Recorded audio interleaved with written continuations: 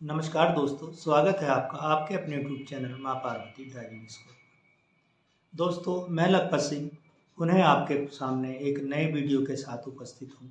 दोस्तों, हम लोग बचपन से साइकिल इस्तेमाल करते हैं। साइकिल के इस्तेमाल में जब हम लोग एक्सपर्ट भी होते हैं तो एक समस्या आती है कि कई बार हम गिर जाते हैं, हमारी गाड़ी अनबैलेंस हो जाती है। उसका मुख्य कारण यही होता है कि हम कहीं मोड़ पे या वैसे अगला ब्रेक अगर अचानक लगा दें तो हमारा जो है अनबैलेंस बिगड़ जाता है और हम गिर जाते हैं। कई बार दुर्घटनाएं भी हो जाती हैं, चोट भी लग जाती है, साइकिल से भी लग जाती थी। अब यही चीज़ हम स्विच करके चले साइकिल की जगह, अब हम मोटरसाइकिल पर आ गए। बच्चों को हमने मोटरसाइकिल दिलवा दी। तो मोटरसाइकिल में भी हमारी एक समस्या कॉमन है कि हमारे बच्चों को कई बार चोट लग जाती है कि वो ब्रेक लगा देते हैं गलती में या जल्दबाजी में या हड़बड़ाहट में। अगला ब्रेक अचानक लगा दिया तो कई बार गाड़ी मोटरसाइकिल गिर जाती है, कई बार बड़ी बड़ी दुर्घटनाएं हो जाती हैं। उसका मुख्य कारण जो होता है वो यही होता है कि आप पहले हड़बड़ाहट में अगले पहिए के ब्रेक लगा दें, पिछले लगाने भूल जाए। लगभग 2009 में कुछ कंपनियों ने दोनों ब्रेकों को एक साथ जोड़ दिया, मतलब संयुक्त ब्रेकिंग, अगला और पिछला ब्रेक एक साथ जोड़ा। इसको हमने CBS system, combined braking system में हमने क्या करा कि हमने जब पिछला ब्रेक लगे तो हमारा अगला ब्रेक भी लगे।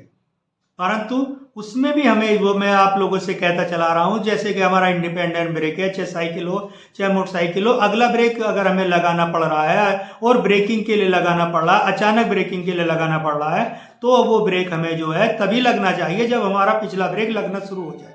जैसे कि मैं आपको मोटरसाइकिल या कार में भी ये बताता हूँ कि कहीं आप क्लच पहले ना दबा दें ब्रेक लगाने से, क्योंकि क्लच ब्रेक लगाने से भी आपका ब्रेक डिस्टेंस बढ़ जाएगा, आपकी गाड़ी फ्री हो जाएगी। तो उसी तरह से आपका जो है हमें अगला ब्रेक लगाना इसलिए कि हमारी ब्रेकिंग टाइम घट जाए, मगर अगला ब्रेक हमारा पिछले ब्रेक के साथ लगेगा तो हमारा ब्रेकिंग टाइम घट जाएगा, हमारा जो बैलेंस जो है अच्छा हो जाएगा और हमारा ब्रेक विश्वसनीय हो जाएगा। परंतु उसको कहीं हमारी जो मैकेनिक हैं उसने छेड़ा ना हो, क्योंकि मैकेनिकों का छेड़छाड़ में ऐसी देख रहा हूँ। मेरे पास अभी भी एक लड़का आया था तो अगला ब्रेक उनने निकाल ही रखा है तो इंडिपेंडेंट ब्रेकिंग हो गई। तो आप ये मान के चलें कि उसको अगर आपका ओरिजिनल नहीं है, किसी मिस्त्री द्वारा ब्रेक का काम किया गया है, तो अगर उसने छेड़ा भी है तो उससे आप अपनी ब्रेकिंग की सेटिंग खुद करवाएं, उसे देखें कि उसने सही किया है नहीं किया है, न सिर्फ उसके भरोसे ना रहें। सीबीएस सिस्टम 2019 से तो गवर्नमेंट ऑफ इंडिया ने सभी कंपनियों को 125 सीसी से छोटी जो भी गाड़ी बनानी है उसमें सीबीएस सिस्टम में मैकेनिकल सीबीएस है या डिस्क ब्रेक है, उसमें 100% कंपलसरी कर दिया। और अब जो हमारी सभी गाड़ियां जो है, चाहे आपकी बड़ी बड़ी मोटरसाइकिलें हैं, सभी में कंबाइंड ब्रेकिंग है, एबीएस सिस्टम है।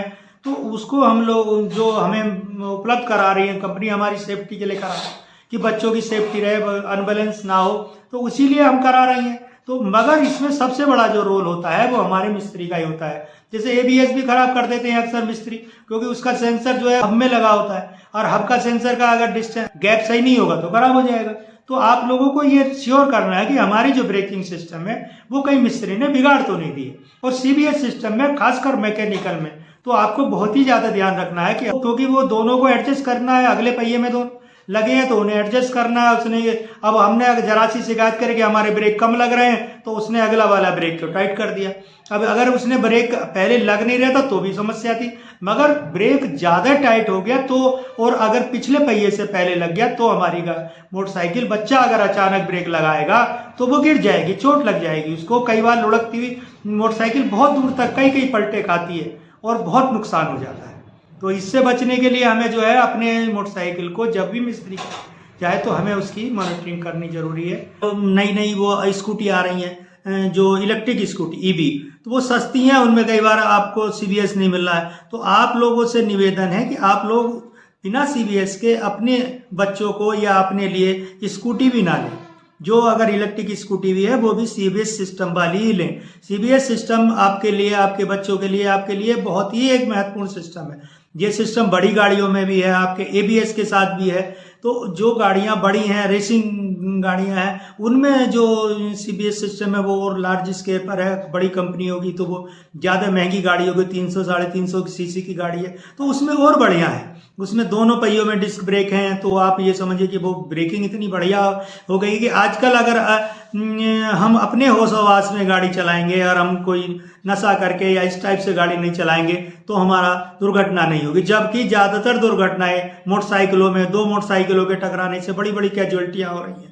और हमारे जो सिस्टम आ रहे हैं उनको हम लोग छेड़ देते हैं, उनका टेम्परिंग करना हमारे लिए घातक होता है। हम पता नहीं क्यों उसको ऐसे टेम्परिंग करते हैं कि उससे हमारी जान तक बनी आती है।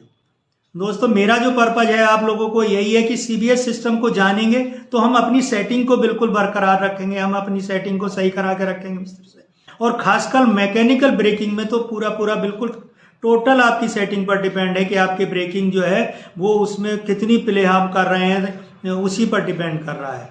अपनी जो मोटरसाइकिल है उसके देख आप जो अभी तक मिस्त्री ने बिगाड़ रखा है उसको ठीक कराएं, और उस सिस्टम को अगर आप चालू करेंगे तो आपको गाड़ी चलाने का आनंद आएगा। दोस्तों, मैं ये छोटा सा वीडियो कोई ऐसा नहीं है कि इसमें बहुत बड़ा टेक्निकल चीजें मैंने बताई हूँ, आपकी अवेयरनेस के लिए, आपके जो थोड़ा सा रिफ्रेश करने के लिए वीडियो बनाया है और आपके बड़े काम का है।